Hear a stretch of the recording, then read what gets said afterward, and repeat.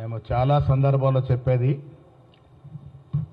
ఎన్నికల వరకే పార్టీలు, అది కాంగ్రెసా, బీజేపీ, బీఆర్ఎస్ఆ, ఇతరత్ర పార్టీల ఎన్నికల వరకు పార్టీ పరంగా పోరాడదాం.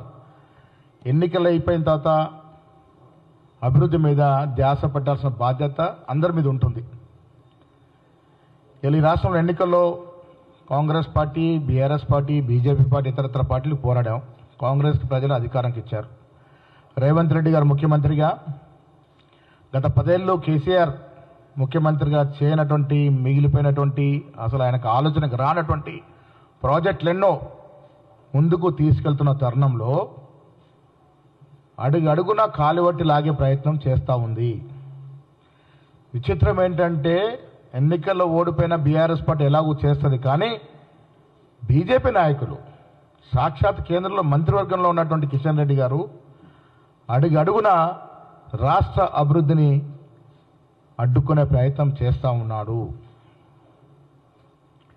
ఒక సైంధవుడి లాగా కేసీఆర్తో కుమ్మక్కై ప్రతి ప్రాజెక్టు విషయంలో విషయం చిమ్ముతూ వ్యక్తిగతంగా ఉన్న కోపాన్ని రాష్ట్రం మీద దుద్దే ప్రయత్నం చేస్తూ ఉన్నారు. ఇలా రాష్ట్ర ముఖ్యమంత్రి, డిప్యూటీ ముఖ్యమంత్రి, మంత్రులు ఆర్నిషలు కృషి చేస్తూ ఈ రాష్ట్ర అభివృద్ధి కోసం పాటుపడతా ఉంటే, మీరు కేంద్రంలో కూడా అధికారులు ఉన్నారు, ఒక మంత్రివర్గ స్థాయిలో ఉన్నారు. ఆ స్థాయిని మరిచి మీ కేసీఆర్ మీద ప్రేమ ఉంటే ఉండొచ్చు, మీరు లోపాయిక ఒప్పందం ఉంటే ఉండొచ్చు, కానీ రాష్ట్ర అభివృద్ధి విషయం వచ్చినప్పుడు చేదోడు వాదలు ఉండాల్సిన మీరు కాలు బట్టి లాగే ప్రయత్నం చేస్తూ ఉన్నారు. రాష్ట్ర ప్రజలంతా గమనిస్తూ ఉన్నారు.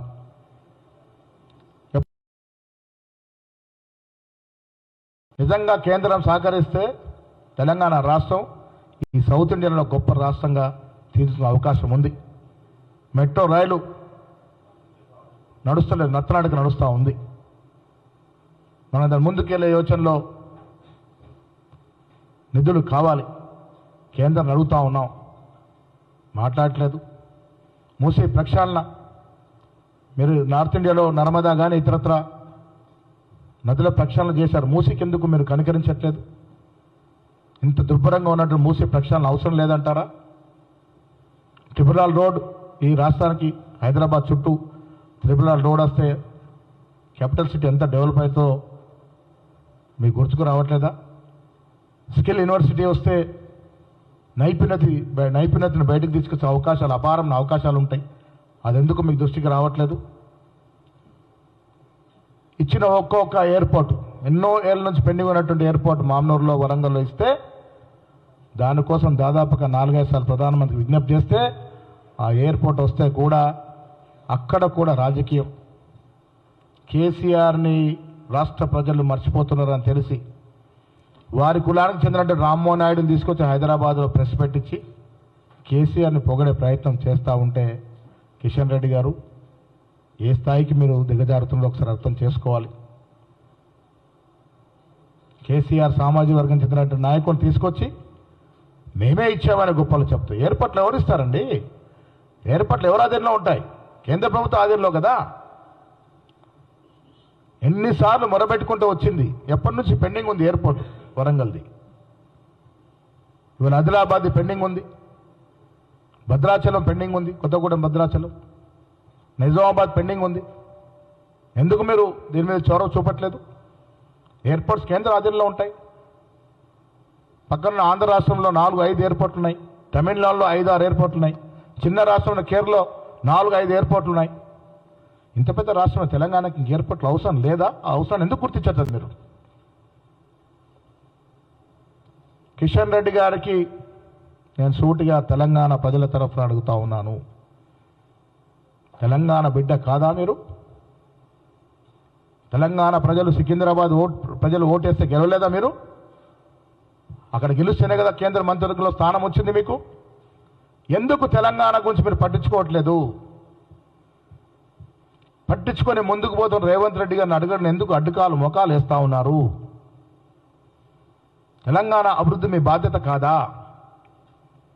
ఈ దశగా ఎందుకు ఆలోచించట్లేదు?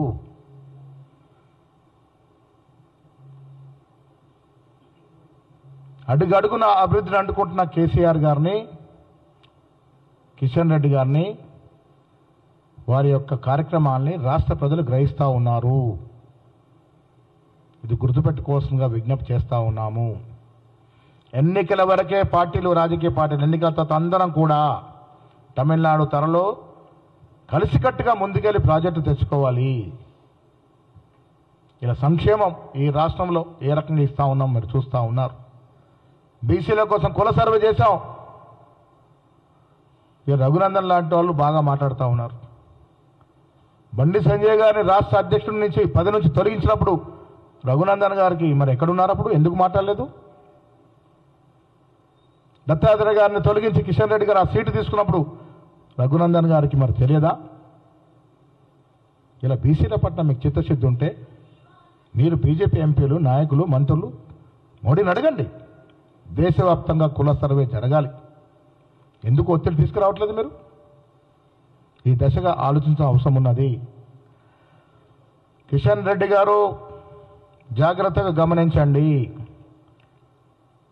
మీరు తెలంగాణకి రావాల్సిన ప్రాజెక్టులో, తెలంగాణకి రావాల్సిన నిధులు, తెలంగాణకి రావాల్సిన సంక్షేమ కార్యక్రమాలని ఏ రకంగా మోకాలు అడుతున్నారో తెలంగాణ ప్రజలు చూస్తూ ఉన్నారు. ఇప్పటికైనా దాన్ని మార్చుకొని తెలంగాణ అభివృద్ధిలో మీ తోడ్పాటు ఉండే విధంగా చూసుకోవాల్సిందిగా కిషన్ రెడ్డి గారిని మేము సూచిస్తూ ఉన్నాం.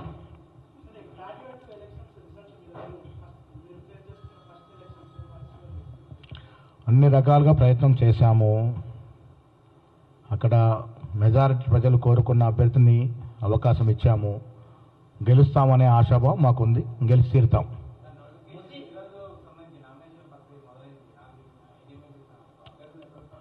ఇంకా 2-3 డేస్లో దీని విషయమై చర్చలు ఉంటాయి. ఆశావాలు చాలామంది ఉన్నారు. సమీకరణలు, కుల సమీకరణలు, ప్రాంతాల సమీకరణలు చూడాల్సిన అవసరం ఉన్నది. అన్నీ చూసి సరైన నిర్ణయం 2-3 రోజుల్లో ప్రకటిస్తాం.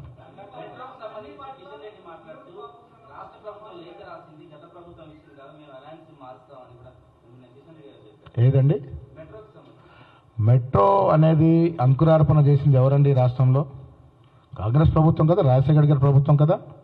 10 ఏళ్లలో మెట్రో ఎంత దూరం పోయిందండి? ఒకసారి లెక్కలు తీయమనండి కిషన్ రెడ్డి గారిని.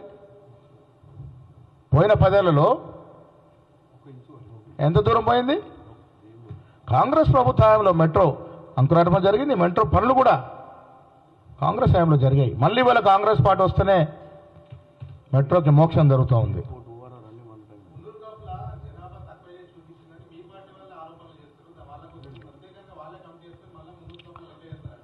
మీ దగ్గర రిపోర్ట్ ఉంటే మాకు ఇవ్వండి. ఏ కులం ఎంత ఉందనేది ఏమైనా వచ్చిందా మీకు అధికారికంగా?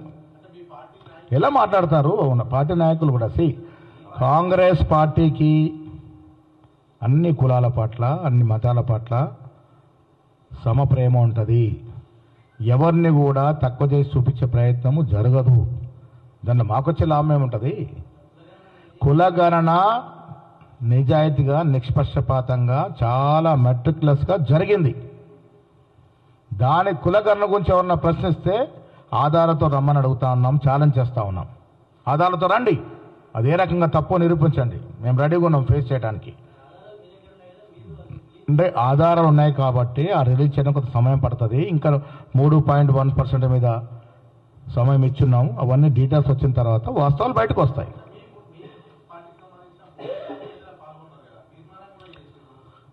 ఏమని ఇప్పుడు వాళ్ళకి ఎవరు చెప్పారు మున్నూరు కాపు జనాభా తక్కువ ఉందని? దాని ఆధారం కూడా చూపెట్టమనండి. ఇంకా అధికారికంగా ఎవరు ఎంత అనేది బయటికే రాలేదు.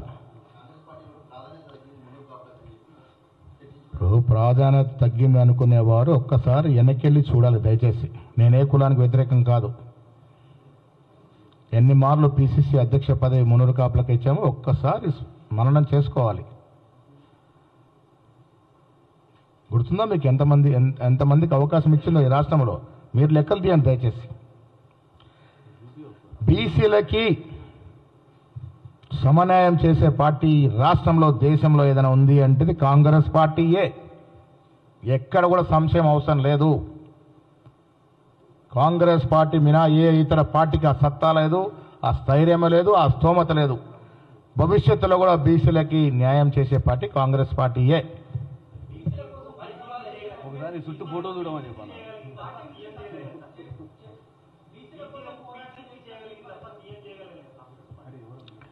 దళితుల్ని సీఎం చేసింది ఈ రాష్ట్ర చరిత్రలో, దళితుల్ని సీఎం చేసిన చరిత్ర కాంగ్రెస్ పార్టీది. అంజయ్య గారిని సీఎం చేసిన చరిత్ర కాంగ్రెస్ పార్టీది. దేశంలో ఎస్సీని స్పీకర్లు చేసిన అధ్యక్షులు చేసినటువంటి ఘనత కాంగ్రెస్ పార్టీది. ఎంతమంది రాష్ట్రపతుల్ని ఎస్సీలు చేసింది, ఎంతమంది ఉపరాష్ట్రపతులు చేసింది, ఎస్సీ ఎస్టీ మైనార్టీలు చేసిన ఘనత కాంగ్రెస్ పార్టీది. అందుకే కదా భవిష్యత్తులో అవకాశం వస్తుందని చెప్తా ఉన్నాం.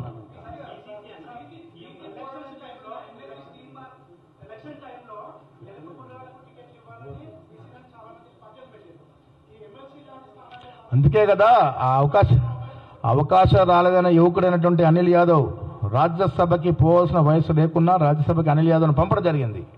మహేష్ గౌడ్కి ఎమ్మెల్సీ ఇవ్వడం జరిగింది, మహేష్ గౌడ్కి పీసీ ఇవ్వడం జరిగింది.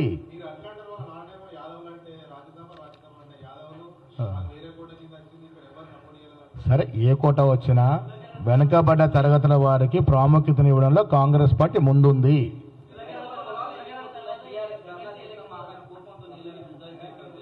ఎవరు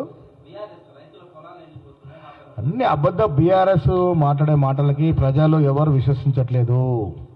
ఈ రాష్ట్రాన్ని దివాలా తీసి అప్పుల పాలు చేసి నాశనం పట్టించి ఈ రాష్ట్ర ఆర్థిక వ్యవస్థను విధ్వంసం చేసిన పార్టీ బీఆర్ఎస్ పార్టీ. వాళ్ళకి ఇవాళ రైతుల గురించి కానీ సామాన్ల గురించి మాట్లాడే అర్హత లేనే లేదు.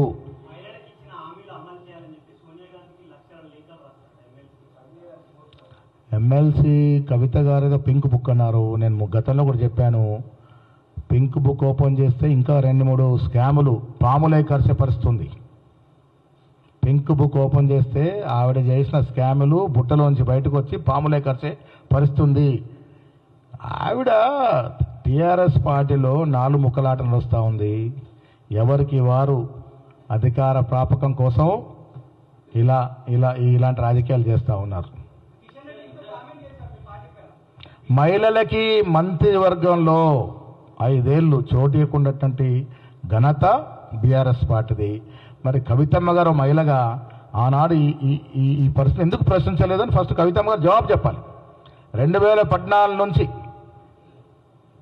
18 వరకు మహిళలకి క్యాబినెట్లో స్థానం లేకుంటే కవితమ్మ గారు మీరు ఎక్కడున్నారు అప్పుడు ఎందుకు అడగలే? దాని జవాబు చెప్పి తర్వాత మహిళల గురించి మాట్లాడాలి.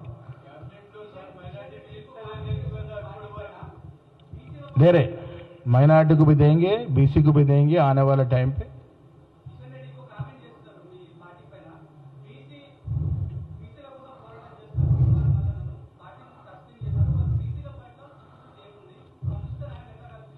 अरे బండి సంజయ్ గారి అధ్యక్ష పదవి లాక్కున్న నీకు, బండారు దత్తయ్య గారి పార్లమెంట్ స్థానాన్ని లాక్కున్న నీకు బీసీల గురించి మాట్లాడే అర్హత ఎక్కడదని కిషన్ రెడ్డి గారిని అడుగుతా ఉన్నాను. తీర్మానం మల్లన్న సస్పెండ్ ఎందుకు చేశామో ఆయన తెలుసుకొని మాట్లాడితే మంచిది. ఇదే కులగన్న యొక్క డాక్యుమెంట్ని చింపినాడు కాబట్టే మల్లన్న మీద చర్యలు తీసుకున్నారు. మల్లన్న బీసీల కోసం పోరాటం చేయడంలో కానీ బీసీల కోసం తపనలో కానీ ఎక్కడ కూడా మేము వ్యతిరేకించలే. వారితో పాటు చేతి కలిపి నడిచినాం. నేనే చాలా సందర్భాలు చెప్పాను, తీర్మానం మల్లన్న గారు బీసీల కోసం పోరాడుతూ ఉన్నారు, బీసీల హక్కుల కోసం కష్టపడుతూ ఉన్నారని. కానీ బీసీల కోసం ఒక నిబద్ధతతో చేసినట్టు కుల సర్వే డాక్యుమెంట్ ఎప్పుడు తగలబెట్టినారో దాని గురించి నీచంగా మాట్లాడారో దాని మీద చర్యలేనాయి. అది కిషన్ రెడ్డి గారు తెలుసుకొని మాట్లాడితే మంచిది. కేటీఆర్ గారికి లేని వైరస్ ఏంటి చెప్పండి? ఆనాడు కేటీఆర్ గారు వైట్ ఛాలెంజ్కి ఎందుకు వెనకాడినారు? ఇలా కేదార్నాథ్ గారి మరణం పట్ల దాంట్లో లోపట్టున్నటువంటి హిస్టరీ బయటికి రావాలి. అప్పుడు కానీ కేటీఆర్ భాగవతం బయటికి రాదు. కేటీఆర్ ఈ రాష్ట్ర యొక్క యువతని తప్పు దోవ పట్టించినటువంటి అతి నీచమైనటువంటి సంస్కృతికి తెలంగాణ తీసుకొచ్చినటువంటి ఘనత వారిది. వారు ఎంత తక్కువ మాట్లాడితే అంత మంచిది.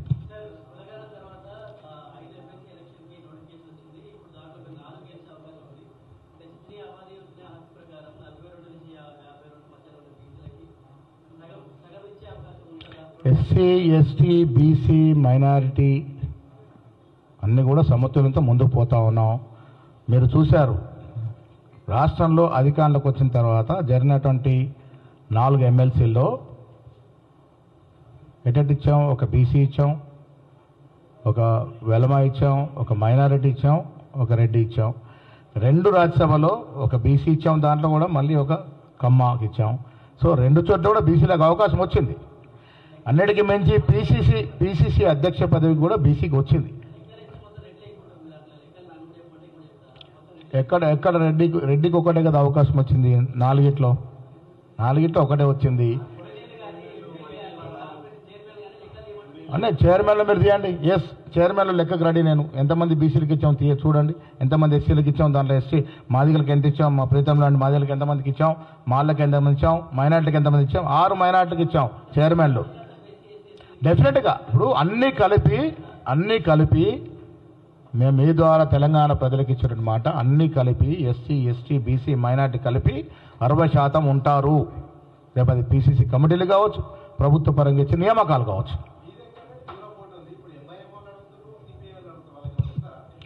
ఇవన్నీ కూడా ఏఐసిసి సీనియర్ కాంగ్రెస్ నాయకులందరూ కూడా మాట్లాడిన తర్వాత నిర్ణయం అవుతుంది. గతంలో జరిగినట్టుగా అందరినీ కలుపుకొని అన్ని రకాలుగా చర్చించుకొని సమతుల్యం పాటించే ప్రయత్నం చేస్తాం.